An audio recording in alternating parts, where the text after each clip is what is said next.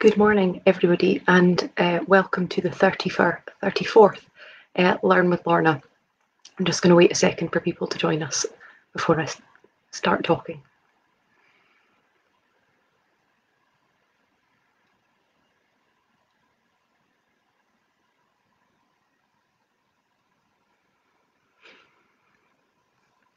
So welcome to the 34th Learn with Lorna. Morning, Carolyn. I love it when people start saying good morning straight away. It's great. This series is brought to you by Highland at no cost to the viewer. Highland is a charity registered in Scotland, and there's no payment or subscription required to take part in any of these Learn with Lorna sessions. If you're in a position to be able to donate towards the work of the Highland Archive Service, then we would very much appreciate that. So who have we got? Skye, Strathpeffer, Macau. That's awesome. For those of you joining for the first time, my name is Lorna Steele. I'm the Community Engagement Officer at the Highland Archive Service. We have 4 archive centres across the Highlands. We have the Hub Centre in Inverness, the Highland Archive Centre. We have the Nucleus, which is the Nuclear and Caithness Archives in Wick, Lochaber Archive Centre in Fort William, and Skye and Lochaber Archive Centre in Portree. If you are joining for the first time to this series, then you're very welcome. Of course, if you've joined several times, you're very welcome as well. And I'm seeing, again, some familiar names and some new names coming up, which is always fab. The series has covered a huge number of subjects, some big themes like World Wars, Jacobites, education, Victorians, things like that. And also some subjects that have focused on collections that are relating to specific individuals, businesses, families, things like that. I'm delighted to say that this week I think we're going to hit 100,000 views, which I'm absolutely delighted about. So thank you so much for viewing. Thank you for commenting. Thank you for all your lovely positive feedback. I can't tell you how much it's appreciated by me and also by the rest of the team. So thank you so much for that. If you want to go back and look at any of the earlier films, then please do so. They're all available on the High Life Highland YouTube channel, as well as on the videos tab of our Facebook pages. This week we're looking at the Caledonian Canal. Now, those of you who are not in Scotland, and I'm seeing people from Canada and all over, if you're not in Scotland, you're going to have to bear with me saying lochs and locks. This is the first week we've had to deal with that, so I hope you can understand my accent for the length of this. So the Caledonian Canal, for those of you who are not familiar with it, that is indeed Rembrandt looking over my shoulder. Thank you for noticing it. My dad painted it, and it is one of my pride and joy objects. Caledonian Canal stretches for 60 miles, 22 of which are man-made. It stretches across the Great Glen, so from Inverness in the north to Fort William in the south. And if you're looking at a map, then you'll see it cuts a very distinct and clear line diagonally across Scotland. It's a very clear mark. And it links the Irish Sea to the North Sea. We hold an extensive collection of records to do with the Caledonian Canal in our archives in Inverness, but also we hold the canal papers on behalf of British Waterways, but also we hold references within other family and estate collections. So I'll talk a little bit about that as we go on. The main Caledonian Canal collection dates from 1800 to 1993, and as I said, it was deposited with us by British Waterways, and I'll come on to British Waterways and all the different incarnations and different people who've had control of the canal as I go forward. But this main collection comprises 25 archive boxes, 28 plan boxes, 26 volumes, and 14 outsized items, which they're items that are so big they can't fit into normal boxes.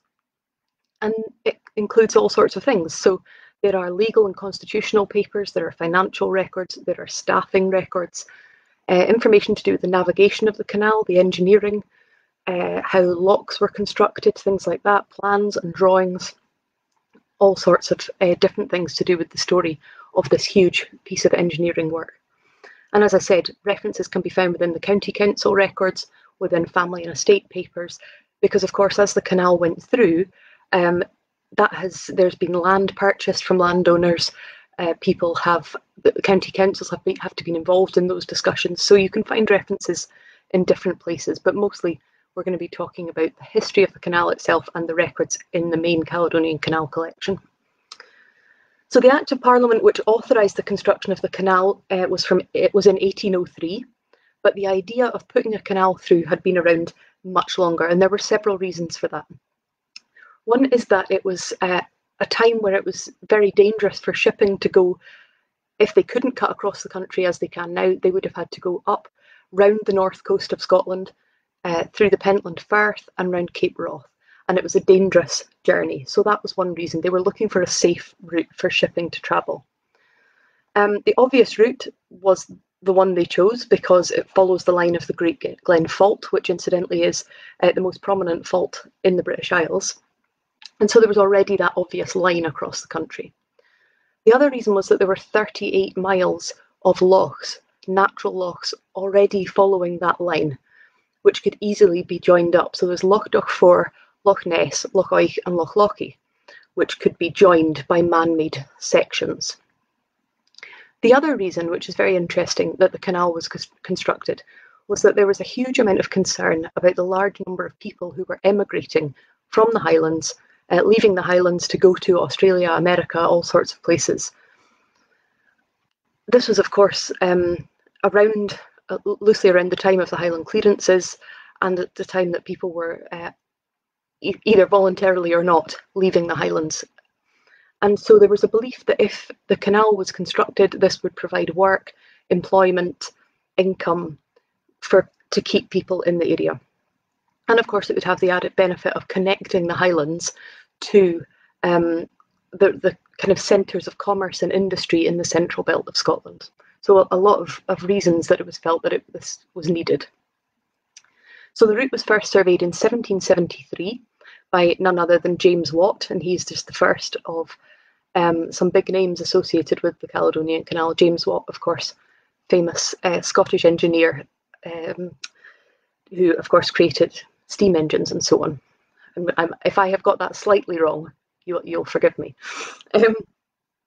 But nothing further was done on the back of the 1773 survey. The next time that something happened, as I said, the Act was in 1803. Now, in 1801 and 2, the government asked Thomas Telford, another big Scottish engineering name, if he would assess the situation and see if he felt the construction of a canal was viable.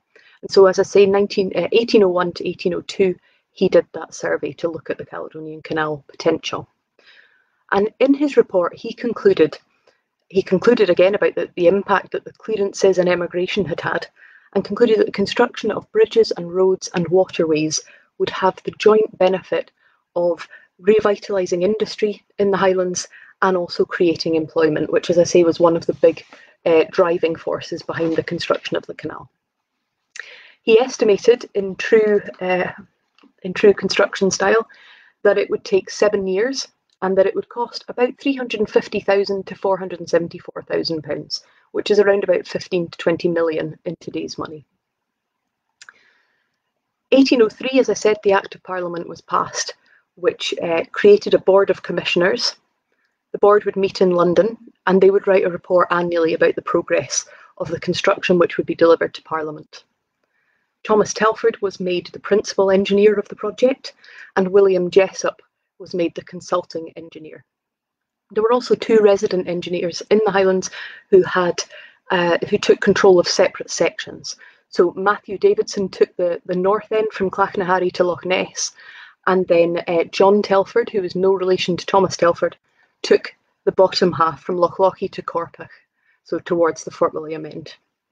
Both of those resident engineers would die before construction, and their parts would be passed on to others to complete. And it's interesting to think this was all happening at the same time as other canal construction. So the Forth and Clyde Canal had opened in 1790, so just a few years earlier, and the Edinburgh and Glasgow Union Canal, which was another Telford canal, would be opening in 1870, or the Act would be 1817. So this is right in the middle of the kind of canal construction across Scotland. Construction started in 1804, and again in 1804 there was a further Act passed, which gave the Board of Commissioners the authority to draw water down from all lochs, rivers and springs within 5,000 yards of the canal route. And that is why, as I was saying earlier, you can sometimes find references within other collections like family and estate collections, because obviously those things involve discussions with landowners. And so those of you who were watching on Fraser Tytler Week will maybe remember I mentioned William Fraser Tytler's memorandum books. And in his memorandum books, he owns Aldowrie Estate on the side of Loch Ness, and he recorded all the estimates, how much they had estimated the canal would cost and how much he thought, how realistic he thought that was. In the Cameron of Lochiel collection, there are copies of the reports, there are copies of the Commissioner's reports and copies of the Act, because Lochiel owned a lot of the land towards the Fort William end. And within our Alexander Fraser Timber Merchant collection, which I'm doing a talk on, I think in December, in the next few weeks anyway, there's references to the purchase of timber for the canal construction. So although there is one main canal collection, you can see references within all these others. There were about 3,000 men employed on the construction of the Caledonian Canal, and there were a lot of state-of-the-art techniques used in the construction, including dredging techniques and things like that. And there were huge advances in engineering. This is one of the things that shows one of those projects. And again, if you remember Wick Harbour Trust Week, then I talked a little bit about that, about how these projects, which have their problems or their issues, lead to huge advances in knowledge. And this was another project that did that. And the challenges of the canal construction included excavation of 12-metre deep sections. There was a need to raise the water level of Loch Lochy by about 4 metres. There was the construction of 28 locks. It eventually became 29, but it was 28 locks originally, and bridges and so on. So a huge number of challenges. And at the time, the 28 locks that were constructed were the largest in the world. They were around about 55 metres long, most of them, and they were the largest canal locks in existence at the time that they were made. One of the fabulous documents we've got from this collection shows that sometimes the men were paid in whiskey.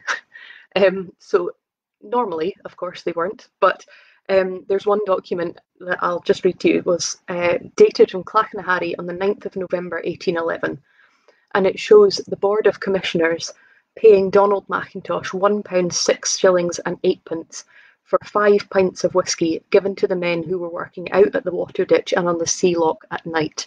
So they recognised that maybe a nip would help with the cold. Although I don't know if you can call 5 pints a nip. I don't know how many people it went between. By 1818, the Loch Ness and Eastern District section had opened, and there were 150 voyages in 1820. And we've got records that show what some of these ships were carrying. And these were the initial ships in the early years were carrying tar and oatmeal and coals, wool, timber. So perhaps exactly the sort of things that you would expect. The canal as a whole officially opened in 1822, so we're coming up soon to its 200th anniversary. It had taken, and this is why I said in classic estimation style, it had taken about double the estimated time, and it had cost more than double the estimated cost, which I believe is fairly typical of the canals. I seem to remember that the Union Canal was the same. And in a way, this was quite bad timing, the opening of the canal. The potential of the railways was already starting to become apparent. And also the Napoleonic Wars had ended. Now, one of the reasons during the early construction of the canal was that the feeling that this would protect shipping not only from the dangerous sea routes because of the weather, but also when the Napoleonic Wars started, that the ships wouldn't have to go around the outside and it would be safer inland. But by this point, the Napoleonic Wars had ended, and so that particular danger to shipping had disappeared. They also had to contend in their construction and in their running of the canal with the church. And if you were watching on Church Week, you'll know that contending with the church in the 1800s is no mean feat. So I wanted to read you this extract from the Kilmallie Kirk session. And I'm just seeing Jenny saying she's late for the first time ever. That's okay, Jenny. We'll forgive you because you've been here every week. So yeah, from the Kilmallie Kirk session, 18th of December, 1836. This day, the Kirk session took into their consideration the gross violation of the Lord's Day committed in this neighbourhood on Sabbath last, the 11th, while the Maid of Morven steamboat was passing through the Banavie and Corpach locks on the Caledonian Canal from Inverness to Glasgow. So it's the ship has come through on the Sabbath, and so the church has discussed what they're going to do about this behaviour. So after they resolved to summon all the lock keepers to answer the charge of profaning the Lord's Day by opening and shutting the Banavie and Corpach locks on that day. So the lock keepers all got summoned before the Kirk session. There was a summons issued to them because they had opened the locks for the ships to go through. Now, I mentioned at the beginning that it had cost a huge amount more than it was estimated to have cost, and that continued to be an issue with the canal. In 1839, so it had only been open 17 years. There were discussions at Parliament, so at that level of the country, about whether to completely shut the canal or whether to reconstruct it to try and encourage more trade through. And in 1843, as a result of those discussions around how to increase trade or whether to close down, but also as a result of a partial collapse of the lock gate at Corpach, they decided that they would reconstruct. So they wouldn't shut the canal down, they would go for reconstruction instead. And the Treasury gave additional funding, poured money into the Caledonian Canal project. But again, by the time this reconstruction was finished, in a way, it was very bad timing, because by now the railways were really coming into, not quite into their heyday, but they were really advancing, and it was becoming very obvious that railways were the future in a way that canals weren't. And so in the 1860s, there were additional acts passed to give the commissioners, the Board of Commissioners, authority to charge transit fees, to charge wharfage dues for any vessels that were moored in the basins, to increase any charges and tolls to try and increase the revenue. But the revenue continued to fall, and the cost of repairs continued to go up. But by this point, they had already started to see the potential for leisure and recreation. And in 1873, Queen Victoria travelled along the Caledonian Canal. Before I go any further, a reminder to you, as those of you who watch regularly will be familiar, that this series is brought to you by High Life Highland at no cost to the viewer, and that High Life Highland is a charity registered in Scotland, and that there's no payment or subscription required to take part in any of the Learn With Lorna films. But if you're in a position to be able to donate towards the work of the service to help us save these records and share them with people, then we would very much appreciate that. So we're up to the 1870s. So what happens next? As I say, there was, through the remainder of the 19th century, there was a continuing kind of decline in revenue from the canal as a trade source, but a slight increase in the awareness of the canal as a leisure and recreational place. And of course, you can imagine anything that Queen Victoria did would increase popularity hugely. So when she travelled along the canal in 1873, that very much was raised the popularity. So we come into the 20th century. The canal was extensively used in World War I, and I find it just a kind of nice complete circle that the reason it was so extensively used in World War I is because, of course, there was once again a danger to shipping. There were German Navy boats patrolling the north of Scotland, and so it was considered safer to travel through the canal again, which I just think is interesting that was one of the reasons it was constructed, which then was not needed, but it was needed again at some point. And in 1919, in April 1919, there were over 5,000 transits through the canal, so that level of use really rocketed during the First World War. And in 1919, the control of the canal passed by Act of Parliament to the Ministry of Transport, which had only just been created. It was very newly formed. And the final report of the Board of Commissioners in 1920 was written to explain, as that control was handed over, what their final thoughts were on their time in charge of the canal. And one of the things that they talk about is that there had been such an increase in competition from the railways that they had to report poor passenger statistics, poor trade statistics, poor cargo statistics, and they felt the main reason for that was the huge increase in the railways. And I know that's a story that was seen across other canals as well. In the 1930s, the canal started to be used more for leisure transport. There were paddle steamers which went up and down the canal carrying passengers, and some of you may be familiar with the Glengarry and the Gondolier steam paddles that paddle steamers that went up and down the canal, and there are some great pictures of them to be seen on Ambala and other places. 1948, so of course we have now come through a Second World War as well, but 1948 nationalisation happened, and that meant that the control of the canal passed to the British Transport Commission.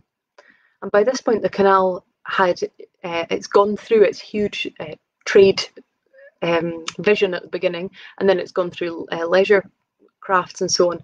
By the mid-1940s and into the 50s, the canal was being used mostly by fishing vessels and by small cargo boats.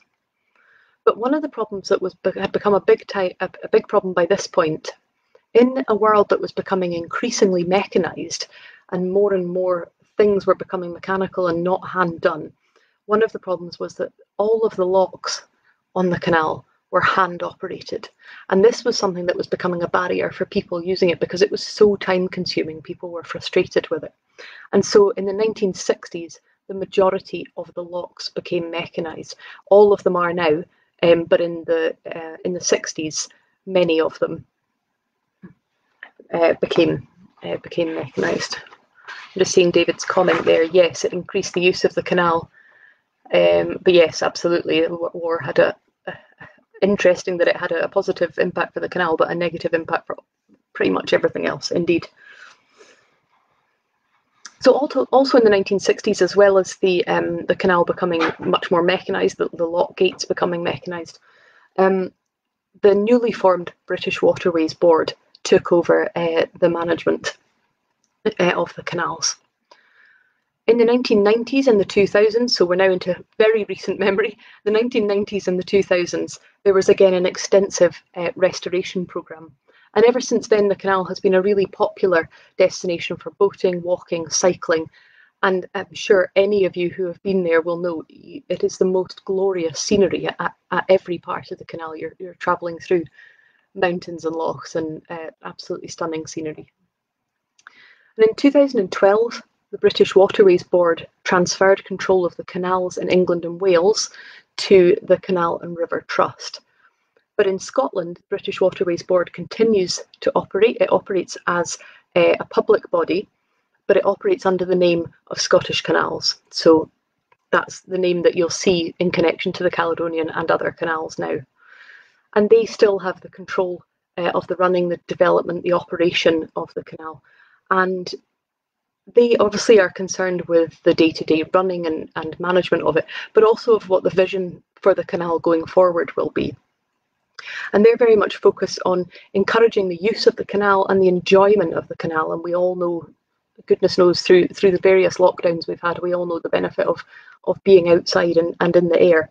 And so they're trying to encourage the use of the canal as a place to go and enjoy, but also while protecting the heritage and the environment of the canals that they look after. So do have a look at their website. They've got a timeline of this canal and of others, and information about what they're hoping to do with the canal now. So to round off, I just wanted to tell you quickly, you're maybe wondering what it is we do with these records. We hold such an extensive collection of records to do with the Caledonian Canal, and you're maybe wondering what it is that we do with them. So the first thing we do is we provide access to people with a general interest in canals, and there are many, many people who have an interest in canals, in railways, in all that kind of industrial engineering is a really passionate subject for a lot of people. So we provide access to everyday people who just have an interest in the subject. We also provide access to engineers. So I have been in the search room before when people have come in from Scottish Canals because they are either doing a repair or they're checking a detail of how something was constructed. And the fact that these records exist and have been saved means they don't have to necessarily, drain a section, look at it to be able to see how something's constructed. They can come and look at the original drawings with us. And as I say, great for learning and also for doing repairs and things like that. But one of the other things that I wanted to tell you about that we're involved in is the Canal College. If you haven't heard of this project, I would really encourage you to go and have a look it up their website. It's the most extraordinary project, and we're delighted to be involved with it. So this is a project that encourages people across Scotland to learn new skills. So they are encouraged to learn new skills and build their confidence by learning practical skills in and around the canals. So they're learned to help to maintain the canal, learn how traditional heritage skills.